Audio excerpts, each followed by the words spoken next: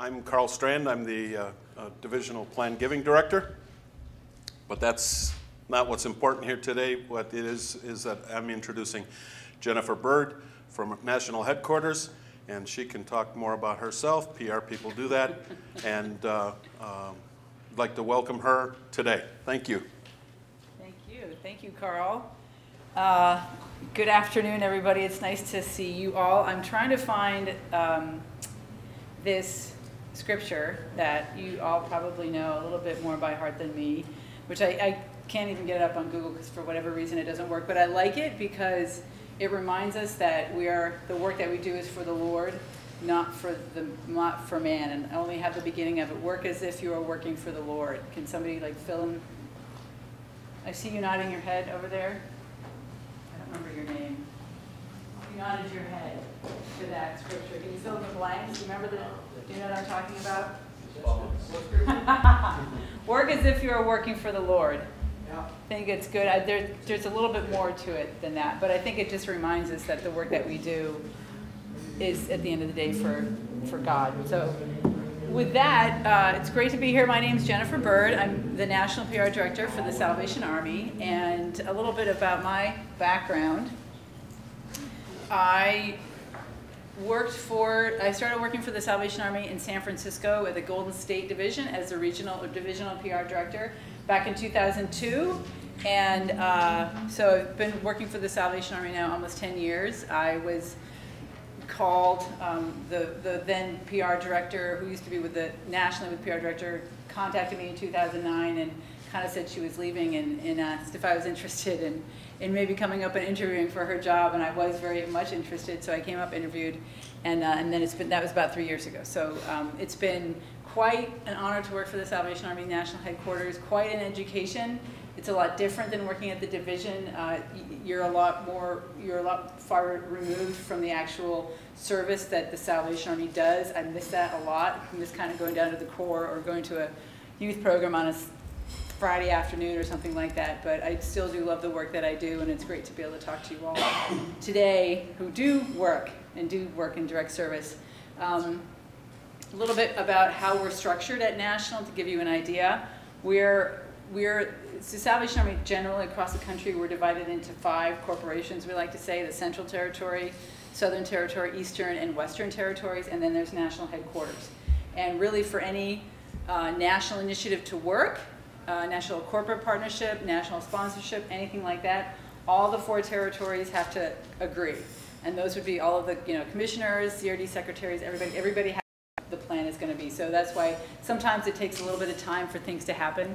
And my job as the public relations director is to work with my peers in the community relations departments at the territory. So that would be Jeff Curnow here in the Central Territory, and then there's 3 other territories that I work with. So we make sure that they know what National's doing as far as any national media strategies, and then they keep us abreast of what work they're doing. If they need help with an issue, we do a lot of issue management work.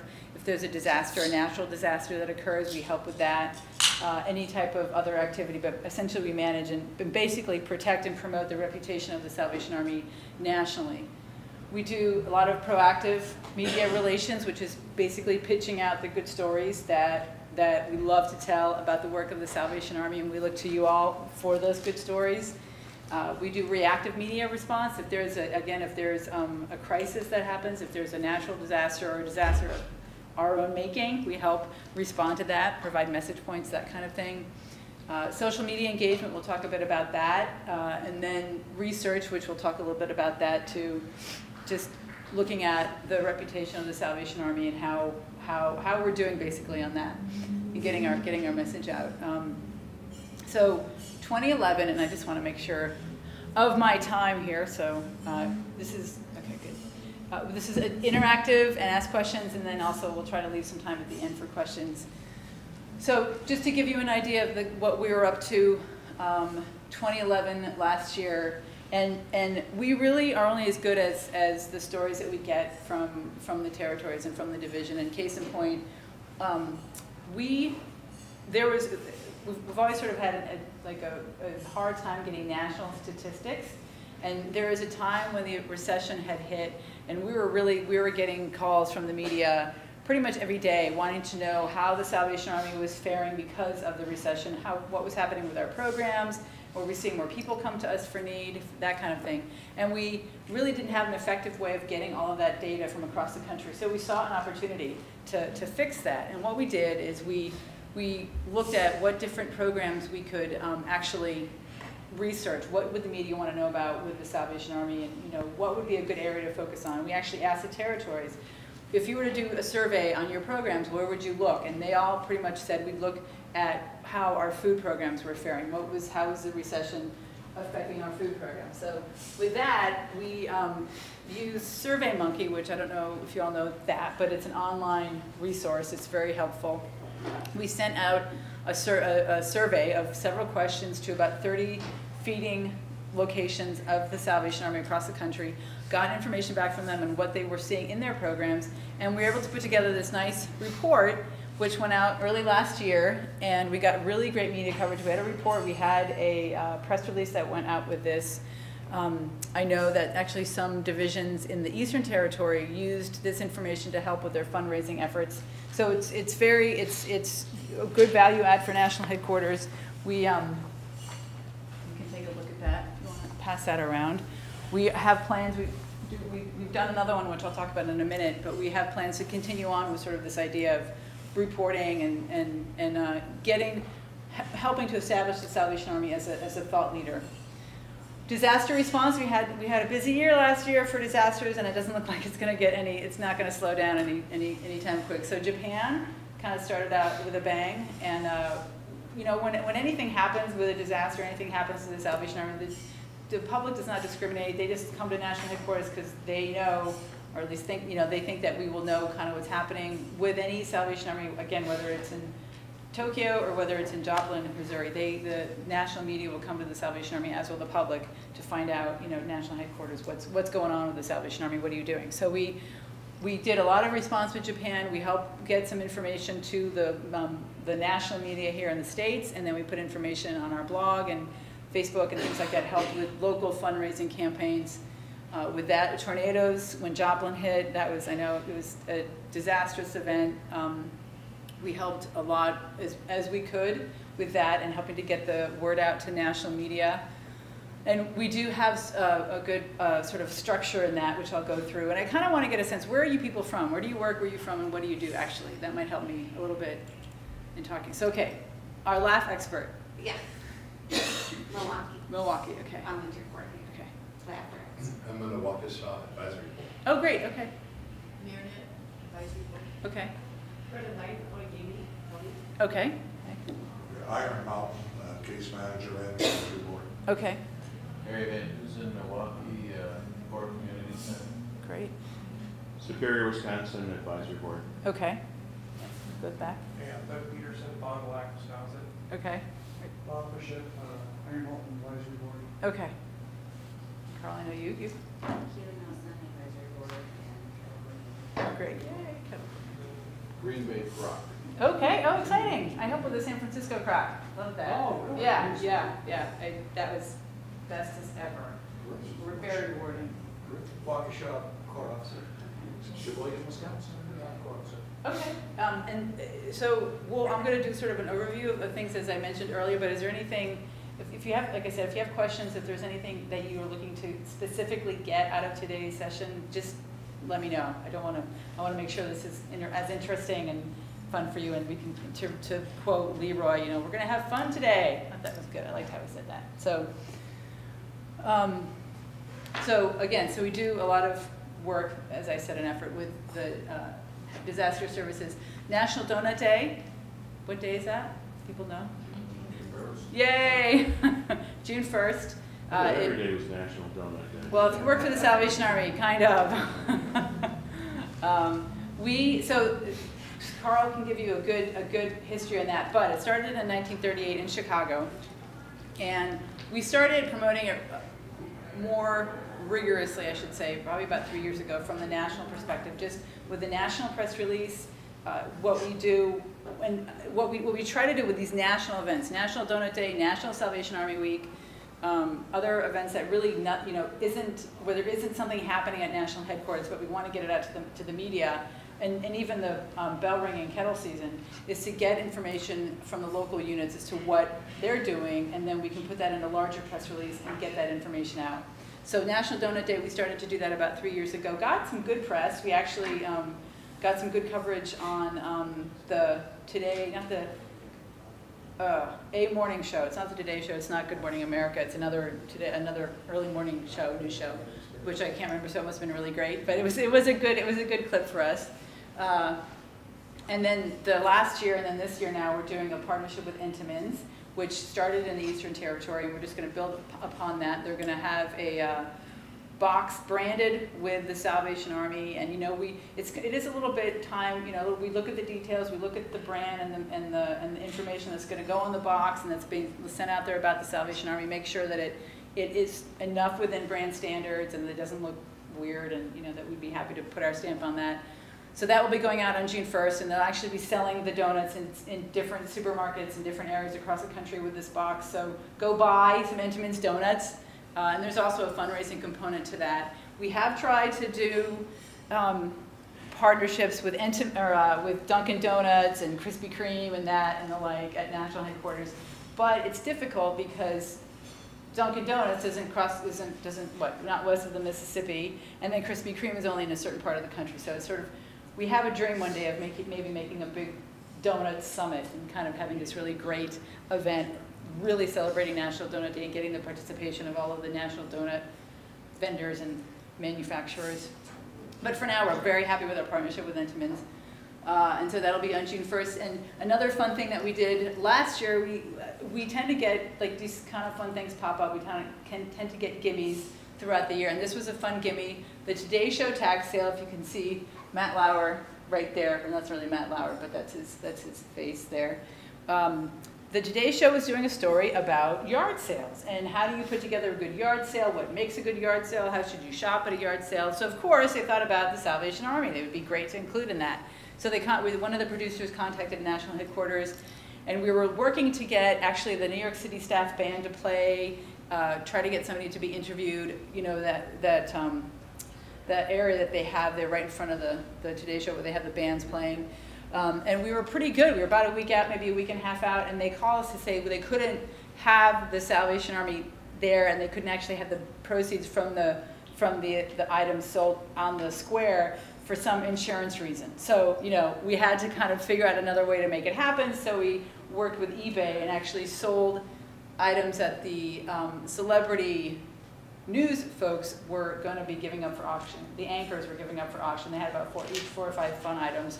They were just cleaning out their offices. So we put those up on eBay, used social media to actually get the word out about what the items were, get the tallies up, that kind of thing. And I don't remember how much we made, but it was a lot of fun. We got a lot of good traction on our Facebook page for it, and kept that relationship going with the Today Show. And we always love, you always love getting those calls, and they know the Salvation Army for who you are and what we do. This actually is a picture of Major Hood there. That was when the tornado, it was Hurricane Irene, and Major Hood was asked to do a interview at FEMA's headquarters, and FEMA was there, Craig Fugate was there, and then the head of Janet Napolitano, and then the head of the Red Cross was there. So that was quite an event. And it was really good to see how the Salvation Army was partnering well with the Red Cross and FEMA, how really at the end of the day, we all are partner organizations, and we do need to work together to serve all of those people in need.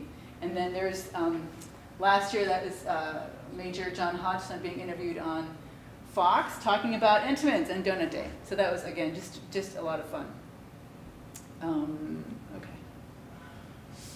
So we go through, and let me back up to a little bit, sort of when we look at our so you all understand kind of how we look at this. When we think about the year, and we think about putting together a strategy for our proactive media pitching, and we kind of divide it up into 3 months. First 3 months are pretty much getting the national kettle numbers out to the public, and we actually, this year, I think it was the first time we got that information out to the media in a press release before the end of January. So thank you to you all and to the territories that collected the information in a timely way and got it to us really quickly so we could get that information out. And we had an exclusive, we were part of an exclusive story in the Wall Street Journal. And then we also then got, again, just some terrific press because donations were up again. We kept getting an increase just nationwide in how much money we received in our kettles. So we look at those kinds of stories, January, February, March, April, May, June. We start looking at National Salvation Army Week, and we start looking at what kind of stories we can get out about that. National Donut Day in June. And then the summertime, we look at maybe sort of more fun stories. I mean, they're all fun, but summertime, maybe summer camp stories. We did a story a couple of years ago, actually, that just came out when I first got to national headquarters about chefs, that Salvation Army, good Salvation Army chefs and Salvation Army programs. That ran in USA Today, and so, you know, we have a little bit more leeway in that time, maybe to just more creative type trend stories. And then August, September, and kind of after when we get into August and all of that, then we're looking into Christmas time. We're looking into the Cowboys. We're looking into how we're gonna be promoting the kettle season, what kind of fun things we could be looking at. But it's all about Christmas time. So the Red Kettle kick off. Stan wanted me to talk a little bit about that. Okay, you got to erase that from the tape. Stan wanted me to talk a little bit about that. For the last 15 years, we've enjoyed a great relationship with the Dallas Cowboys. Jerry Jones and Gene Jones and Charlotte Jones Anderson are all members of the Salvation Army's National Advisory Board. They started, though, they have a terrific local relationship with the Salvation Army in Dallas, and it just kind of started from that local relationship that it was actually Charlotte's idea that why don't we try to do something for the Salvation Army around the fact that we have this nationally televised football game. Let's do a concert and let's promote the Salvation Army in that. So that's been going on for many, many years. I think it's important to know that we don't really have, it's the Cowboys that tell us who the talent is going to be. We always have our ideas about who would be fun and who would be a great show and that kind of thing, but they look at really who's available to play, and I know that they ask a lot of different kinds of groups, but they look at, you know, who's eventually going to come back, because the talent does not get paid to play. So the talent is looking at this as a way for them to be able to promote their new album, their new song, get on national television for however many minutes it's going to be. So there's a lot of different variables that we look at, and for the last several years, we've been lucky in getting some time with the talent to be able to tape public service announcements around the Salvation Army, and whether the band is going to be signing up their own or establishing their own online Red Kettle so they can encourage their fans to donate to the Red Kettle, or just donate to the Salvation Army in general. So we've been last couple years we've been pretty lucky with that, and we try to kind of build that in. But we find out about who the talent is going to be probably October is when we find out, and then within the next 3 or 4 weeks we need to set up just helps announce. I mean, the Cowboys really do the bulk of the work, but we help announce where the announcement's going to be made. We help with the announcement. We put together the press release. We make sure that it goes out on the wire. We manage photography for the event.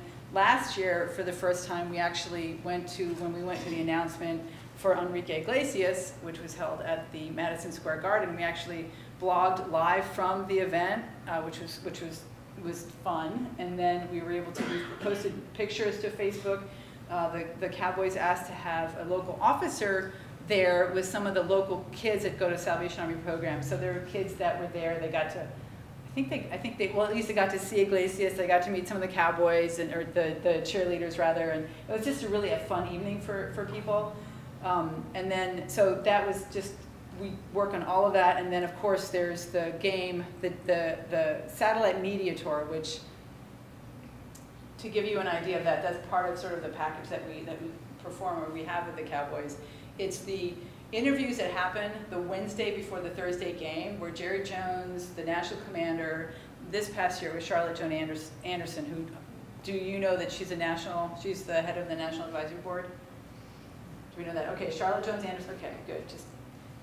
So she's head of our National Advisory Board, and she was also part of the satellite media tour last year, and that starts at 5 o'clock in the morning and until maybe about 9 o'clock in the morning. There's interview after interview after interview that then gets broadcast all across the country, talking about this relationship with the Dallas Cowboys and the great work of the Salvation Army. And it's just a good plug for the Army. Jerry Jones does such a magnificent job of really talking about the good work of the Army and how efficient we are with the money that is raised for the organization. And then there's the game, and then we all go home. So it's a few months of just, every day there's a new thing or there's a new detail and something we're trying to figure out to do, and it is quite a lot of fun. I also just wanted to tell you just a little bit, I forgot this in the beginning, but at the National Community Relations Department, there's myself, there's Major Hood. I have a staffer who helps with communicating to the 4 territories, but she also manages our Facebook page and our Twitter feed. And then we also have somebody that helps write our blog and then make sure that we get information posted to our national website, to our homepage. And she does a lot of other writing things as well. And then there's some folks that are on staff for online fundraising and that kind of thing. So, but that's generally, we work with, there's about 2 or 3 of us. And then we're lucky enough to have our national PR firm, Xenophon Strategies. We have Matt Meenan's down there in the hallway doing some media training. They help us, they've been our agency of record for about 5 years now, and they've just done great work for the Salvation Army. And then our national advertising campaign, the Richards Group, they're based in Dallas, and they also have been with us for about that time frame, and they do terrific work for us as well. We're very, I think, very blessed to be able to work with such great partners. Rock the Red Kettle was another initiative that we did last year, which is one of our sort of national strategies, and I'm sure you all in your way are working on this as well, but reaching the younger demographic of folks. I know Plan Giving people have a nice way of saying when someone is no longer with us, we have to keep looking for that younger demographic. But a lot of people know a little bit about the Salvation Army, and I think our challenge is to get those people that don't know or that aren't engaged. We need to get that younger demographic engaged. Find a way to reach them, and whether it's through this concert, which we did, and then giving them volunteer opportunities, engaging them on the local level, I think is key to keeping to build that audience of donors, of supporters, and there have been studies to show that the younger demographic these days, they don't have money they don't have a lot of disposable income, but what they do want to do is get involved. They will volunteer their time, and then they will decide whether or not they're going to donate money. So that's just one thing, we all probably know that, but it's always good to remember.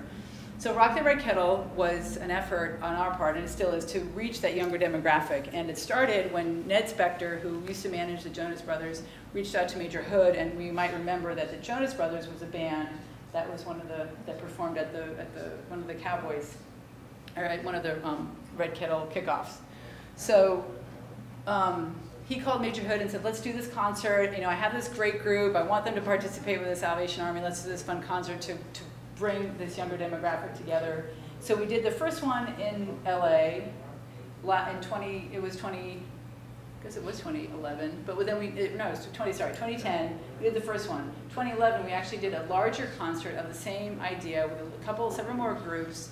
We streamed it because we were only in one location. We streamed it on a site called Ustream, which actually people can sign on there to see a live concert, and that we were able to get a larger audience and get younger kids, not younger kids, but more kids to be able to watch this show, see a little bit more about the Salvation Army. This year we held it was again in LA, and it was at the City Walk. I don't know if you all ever go to LA or are familiar with the City Walk, but it's a fun kind of park, I guess, and they have stores there and things, but they have a built-in audience.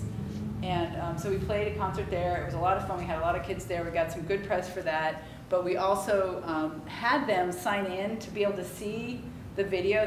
They signed in. They had to give their name and some other information about where they were. And so the Salvation Army on our end could collect that information and then get it out to the 4 territories, so they then could follow up with these younger kids who wanted to volunteer with the Salvation Army.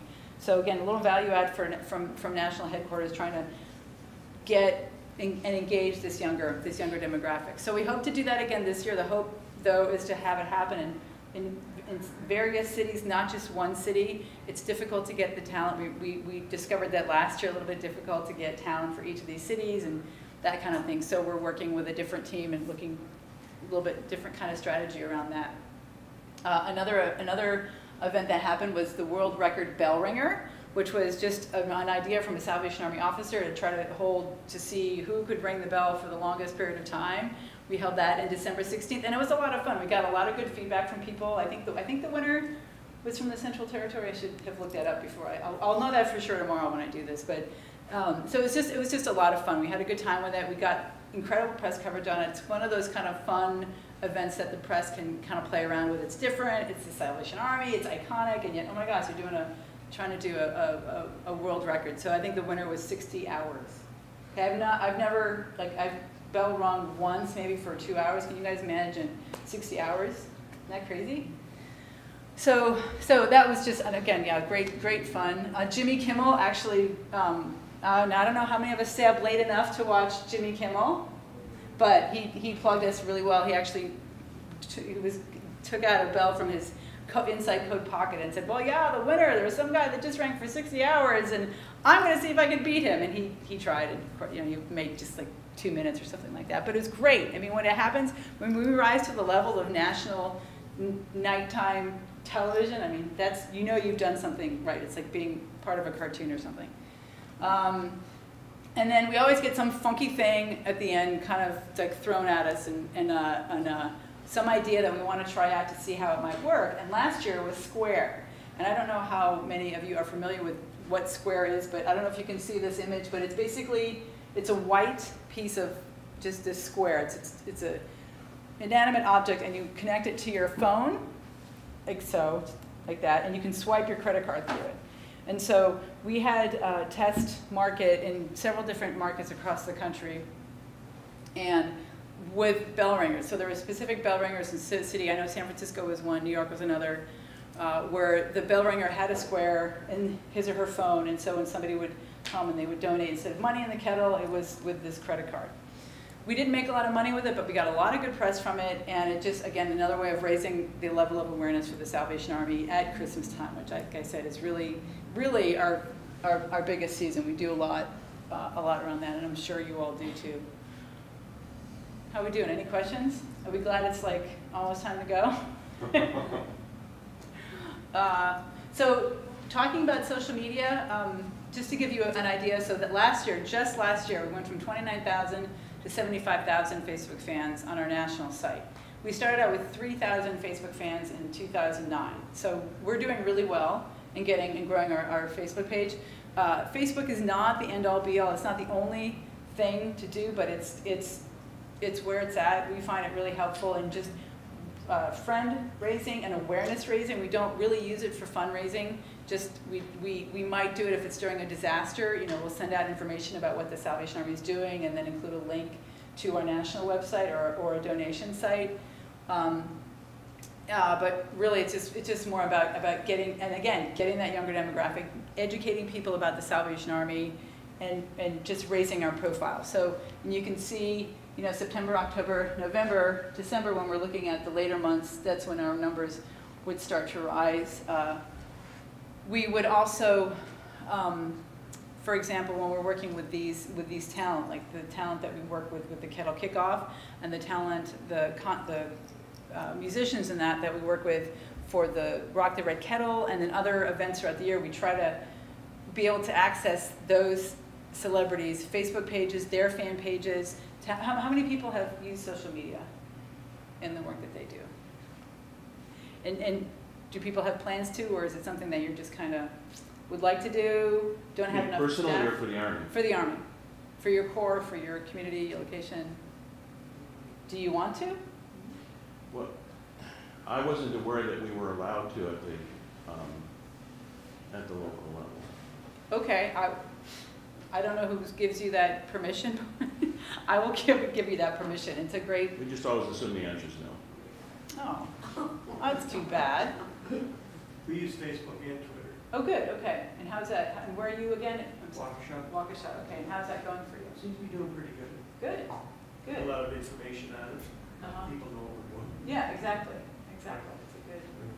We set up with the same thing with Facebook, but we also set up with a local radio station Uh-huh. to get a combination of X amount of radio ads per month, whether they're for the core, social needs, or for our thrift store. And plus then we have us, and they get a 10% discount. It goes through the phone all the way up to 20% or whatever it is. And they can change that, and we have like 6,000 potential texts that we can send out in a particular time. Oh, that's great. So, Okay. yeah, it's something new that we're trying, and we're going to wait a year and see how it comes out, and if we like it, if we're going to go with it again. But we did get a tremendous deal from the local radio station. And what do they do now for you? What's the? It's a combination of media. In that case, there we get radio time that we pay for. Plus, we get a professionally set up Facebook page. Oh. The Facebook page works for the core and the thrift store. Okay. And then whatever that little black squiggly thing that you point your smartphones at, whatever. Oh, our yeah. Yeah, well, whatever. R2D2 You can tell I don't use mine. But you can get information there. You can also then set it up to where you can do the whatever, go to our web page, type in a certain text or with your phone, and then it will send you an automatic 20% discount for our store.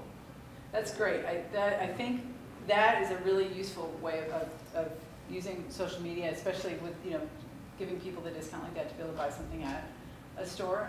I trust the smarter people. I'm the one going like, well, I like my old work from them. Yeah.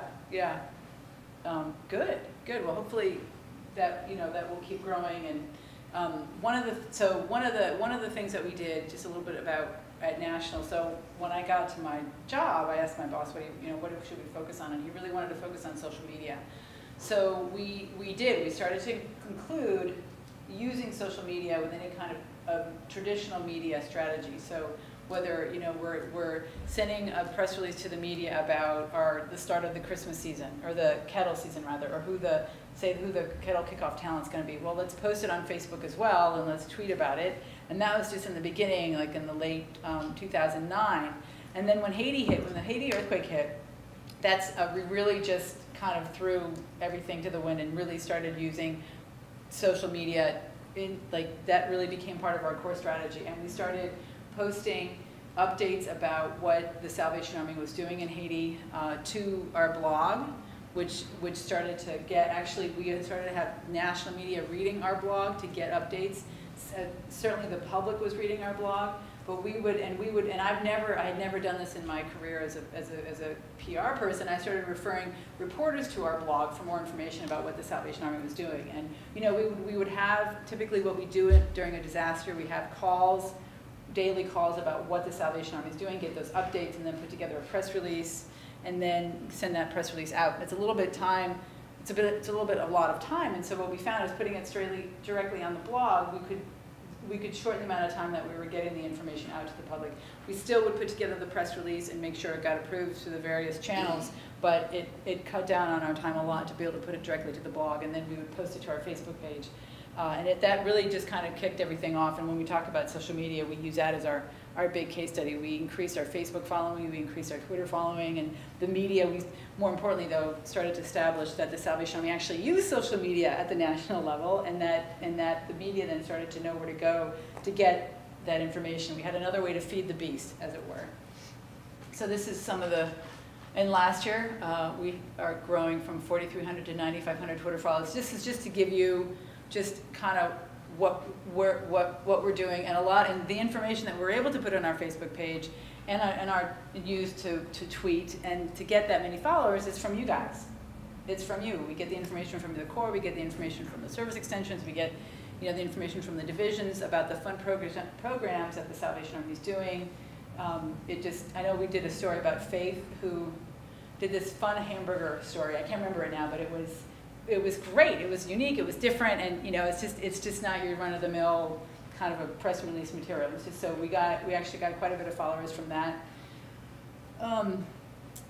and some other fun things that we did, or unique things that we did with social media. We redesigned our blog, and it's not. I think we pay a little bit for this, but it's not a lot to do. And then when we were doing this bell ringing record, we actually had a hashtag which would just increase our followers and interest in that kind of activity that we had going on. I knew there was some notes that I wanted to share with you about oh yeah, okay, so some of the other things that we found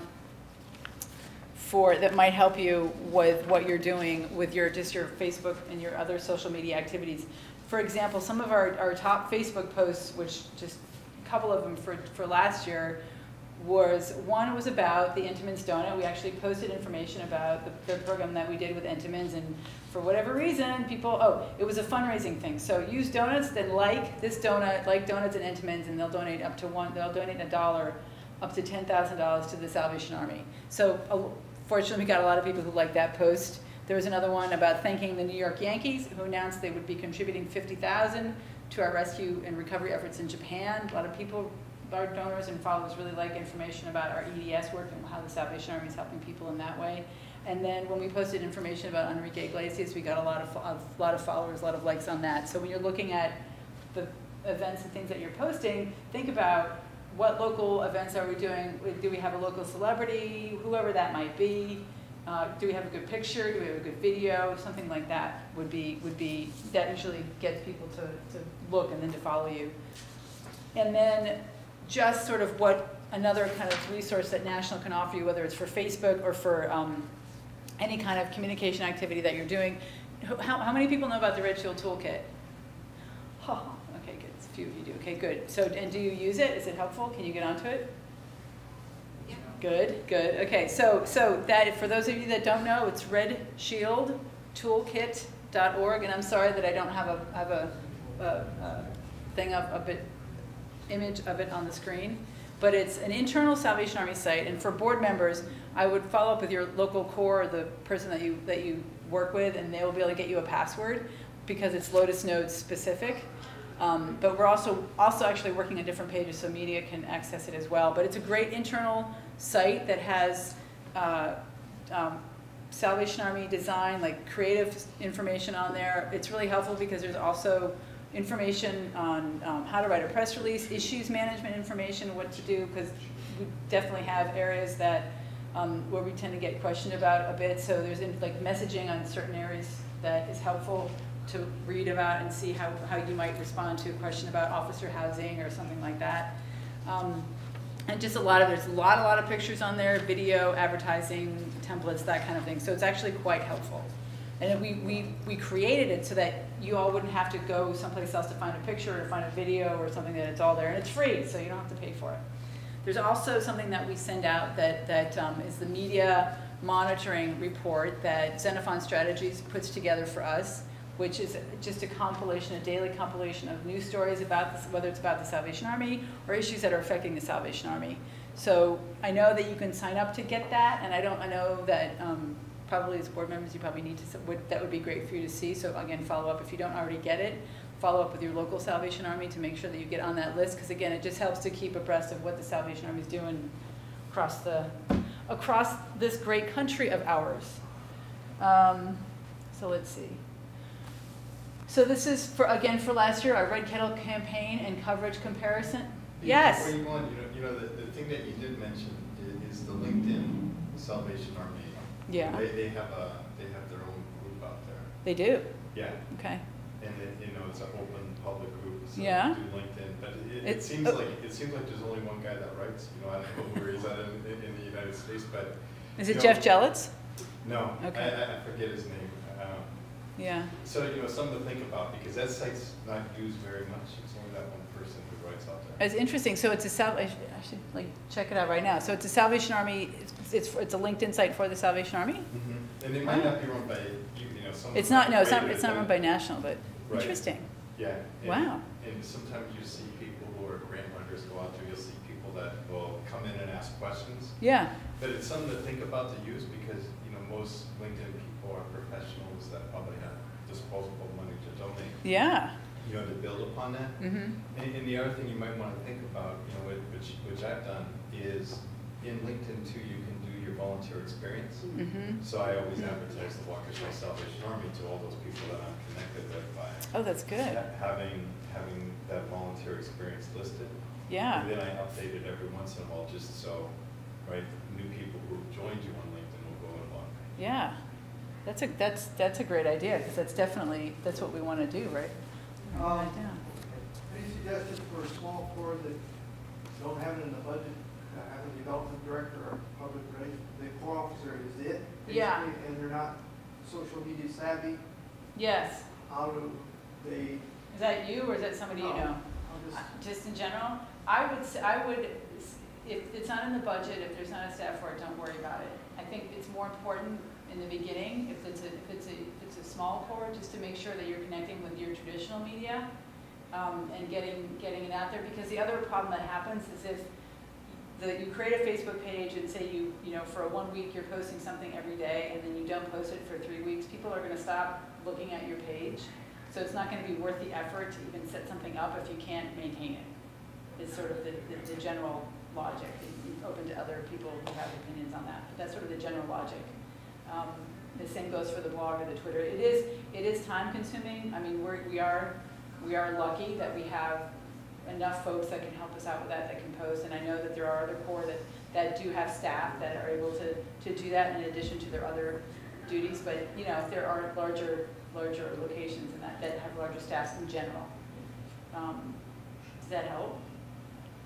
I mean, if they wanted to start, if they wanted to start something, they would have to keep it up and keep it going, and that's why, you know, if they're looking to get some kind of track record or some kind of traction rather for their program and their work, it's always good to kind of just work with the traditional media, and then again, if they can have the time to do Facebook. Yeah. You could always get recruit a professional volunteer and advertise for that, and then they have some, there's sites where you go in and select people that are professional and that want to do something for our organization. Mm-hmm. And, but I know that we too had somebody on staff a couple of years ago, and that was part of her job, and she did it all the time. Mm-hmm. And then when she left, there was nobody else to step in, so Yeah. we probably lost Yeah, a lot of people. We can get a volunteer to do it on a one-time basis or on a consultation basis, but not on a regular basis to keep the social media network up all the time. Yeah. So volunteers are good in some aspect, but not. Well, not like an but employee. you could maybe find one that would do it all the time. I mean, college kids, that's all they do. Like, that they love Facebook. I mean, they're on it all the time, and they understand that. You know, the key is to find that volunteer. You're probably on. You know, the key is to find that volunteer that really has an affinity for, and a staff member that really has the affinity for social media, you know, for that whole environment. And then you find someone like that and they love it. It's not like work to them. They'll be more creative with it, they'll have more fun with it, they'll help you come up with ideas, or whoever it is, come up with ideas. Yeah. I've been in small force, so I know how it is. Yeah. I'm not in one now. Yeah, and you know, a small core is more focused on the fundraising and more of the practical day-to-day activities than maybe setting up a Facebook page. But a volunteer, that's a great idea. Let's see. So again, this is sort of our media, not sort of our media coverage for 2011. We had from 2009 to 236 million impressions, 12,000 placements during Christmas time, which is massive, and then 3,900 of those from national, and the rest from you all, from the work that you're doing, the stories that we get. 37% of just that whole space. Describe the terminology there, impression versus placement. Is that? I knew this. Impression starts with I, Right, starts with starts with E. Yeah. Okay. You know what? I'm gonna look that up. I'm gonna find you. I knew that at one point. But placement is the actual like story placement in media. Okay. Okay. Impression would be people who either respond through a like or a posting or, Right. Or they went to the website and Yes. there's a counter on it. Yes. Okay. Yes. Yes. Yes. That's good. 293,000 online conversations. Yes, another question I didn't know. Ask me another question I don't know, please. Well, impressions in advertising language has has to do, it's a mathematical formula based on the rating of the placement. Mm-hmm. So if you're on station X and the rating is this, Okay. there's a mathematical formula that converts that into the number of impressions. Right. So right. a person would listen, say if they listen to the radio more than once a week or something like that, and you were on X times, Yeah. there's a mathematical formula that converts placements into impression numbers, Mm-hmm. and that's how advertising is sold. Okay. Yeah. I don't think it's that, but that is, yes. Thank you for that. I'm going to find out now.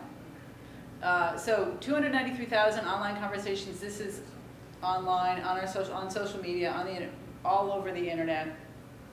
We are mentioned every 11 seconds, and I don't actually know how how they figured that out. I'm going to have to find that out now. I'm curious, but it's kind of an impressive statistic. And the peak conversation was on December 16th, when we had both the world record. And, huh? 50%, I'm saying 50% of the Salvation Army officers aren't working. It's right there. You're sitting at the computer. Or staff, or staff. What? I'm an envoy. I can't. Where's the use part? Guilty as charged. And then on December 16th, that was when we had the peak of this online activity. So it's kind of, I mean, we're beating our friends at the Red Cross, we're beating the Make-A-Wish, United Way, Toys for Tots. So we really have a handle on that space. These are some of our ongoing efforts that we do every year, all year long. Media support issues management.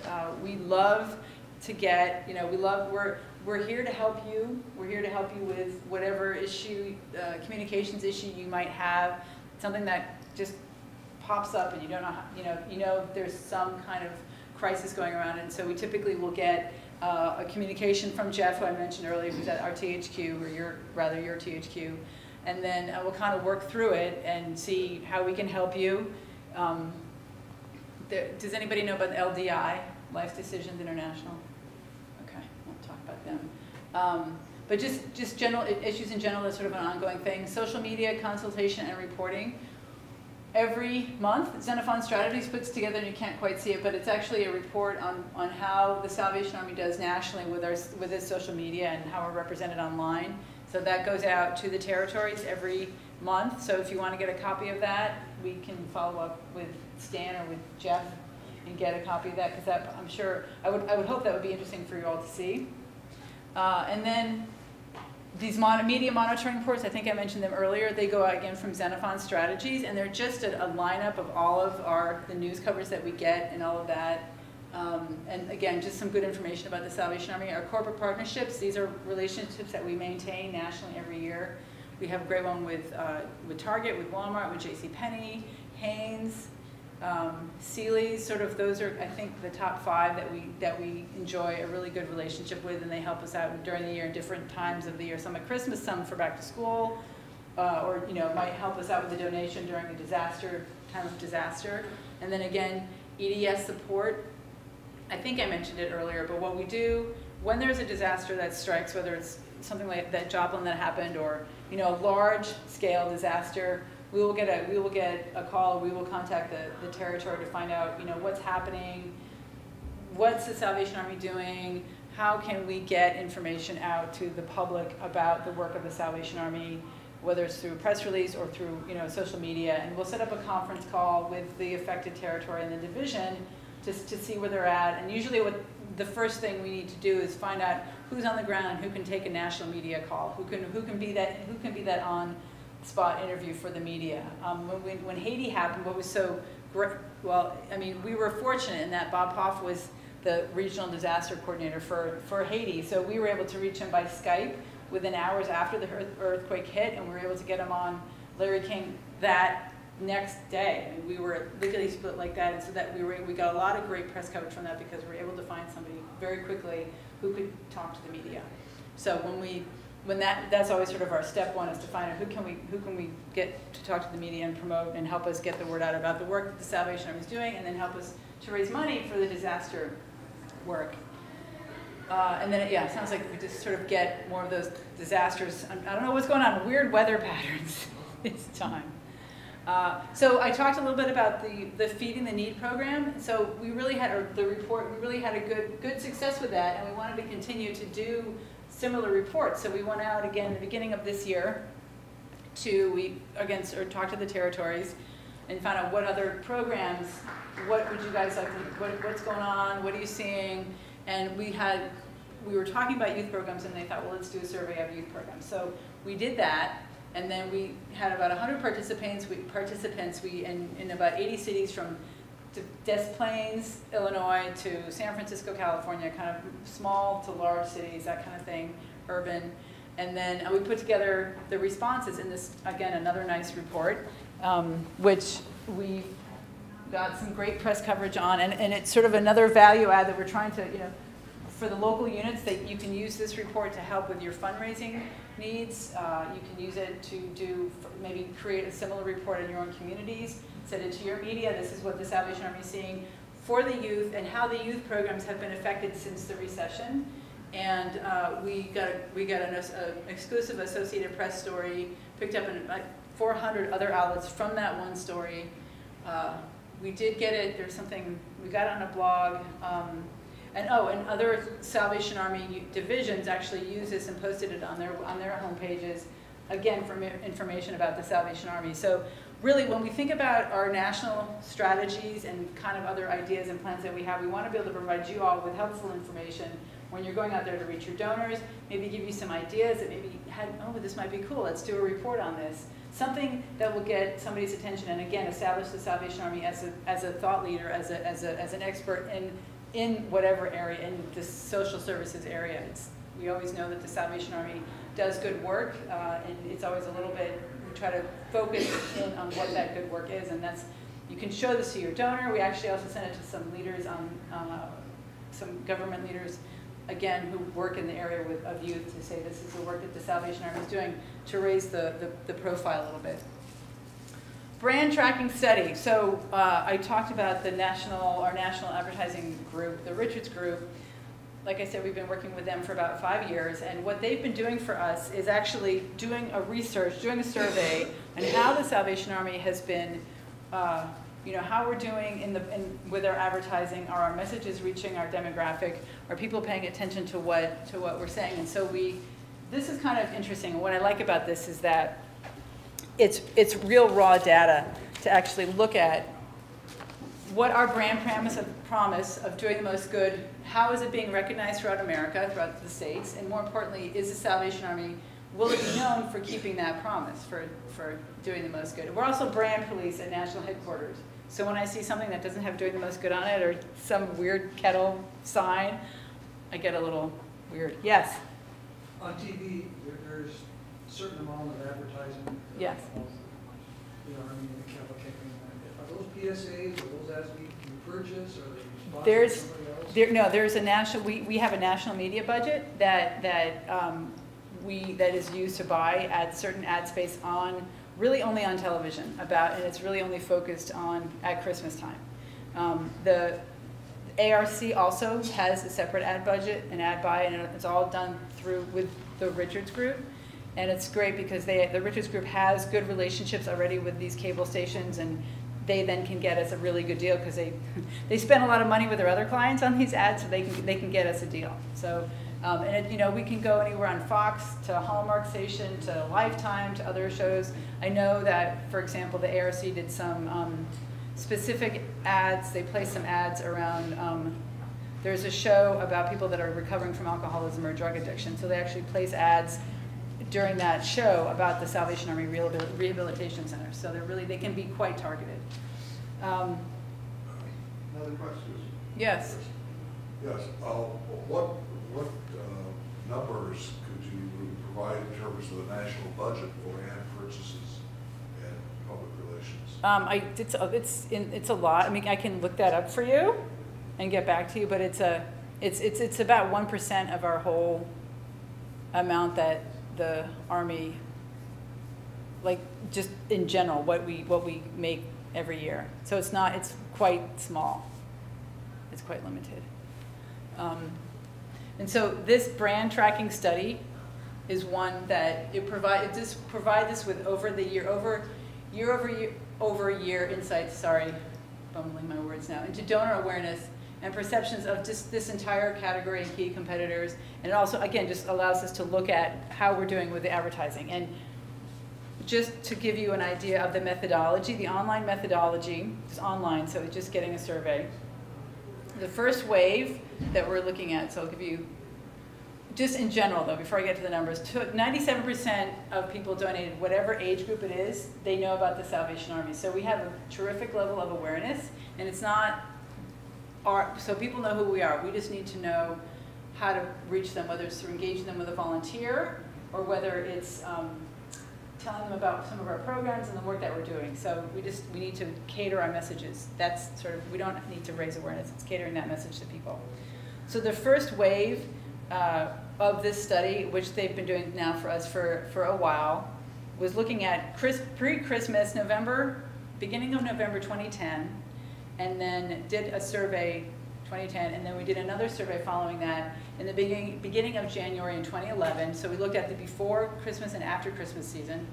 Then again, we did the before Christmas for 2011, and then we looked at the before Christmas then in 2012, or after Christmas rather. Did that make sense with that? You guys tracking me a little bit?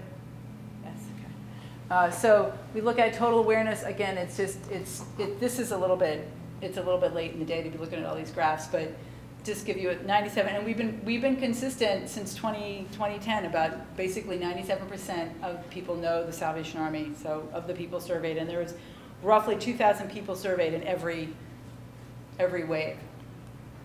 Over half of the people that responded have donated money to the Salvation Army in the past, which is an all-time high for this category. And we look at this wave, the wave 1, 2, and 3, 51%. I mean, that's pretty good. That's higher than our friends at the Red Cross if we're ever competitive like that. And then again, the people that are being targeted to answer these questions, they're half male, half female, and then they're ages 13 and older. So we're really getting a broad scope of people, which I think is, it's just interesting to know. An annual household, people making about $40,000 and above. Again, just looking at it this way, 97% of people know the Salvation Army, 58% have considered donating. Past 12 months have actually, 39% of those people have donated, and then the past 3 months, 30% have donated. 1 in 7 have donated their time to the Salvation Army. This is exciting. It's the highest percentage that we've seen. So we're looking at this 13 to 40% here. Again, looking at, and this will show that the strategies that we're using for advertising, where we're advertising, the words that we're using in the ads, the way that the pictures that we're using, the emotion that we're trying to evoke, it's kind of working. And that's pretty good. Okay, overall advertising was good in this category, the Salvation Army. And we look at people, for example, and again, this is the most recent study here, 41%, 18% people unaided, which we probably know what that means, but if you just call up somebody and what do you know about, have you seen this, without mentioning the Salvation Army, 18% of people who responded said yes, they'd seen the Salvation Army in advertising or whatever it might be, and then we talk about it and then the number goes up. So it's just, again, and then awareness by age. This is exciting. People ages 13 to 17. This, again, we see this most recent wave study that we did at the beginning of this year, 35% of those folks that are 13 to 17 know about the Salvation Army. So it went up from 20% before Christmas. After Christmas is 35%. 18 to 24, before Christmas of this year, it's 26%. And after Christmas, it's 40%. So we're doing something right. People more and more, and the different level or different age groups are knowing a little bit more about us. Ages 25 to 39, again, and we have our sweet spot here with those that are 55 and older. 48% know about us, but we kind of know that, right? And I think actually that's the last slide. That's it. So again, just to give you all a sense of a little bit about what we're doing at national headquarters, the work that we do. Hopefully this is helpful for you in your planning and looking at maybe some of the activities you can do, some of the campaigns that you can do. Does anybody have any questions? Yes? Could you explain that National Donut Day again? Yes. Fundraiser or it is a fundraiser, and it's also an awareness raiser for the Salvation Army, and it's on June 1st. And what it started basically to commemorate the history of the Salvation Army lassies, and who gave donuts to, it was World War I.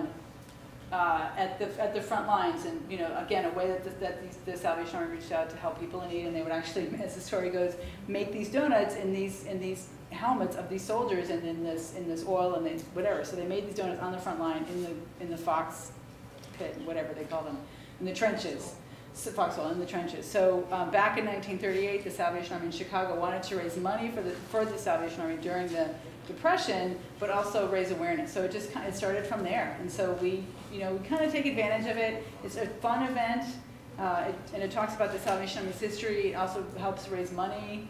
You can use that for a fundraiser, but it's just another way to keep us in the public eye, not just at Christmas time, but try to expand upon the Salvation Army's presence in the media and the public eye in whatever way that might be all year long. That's kind of our goal.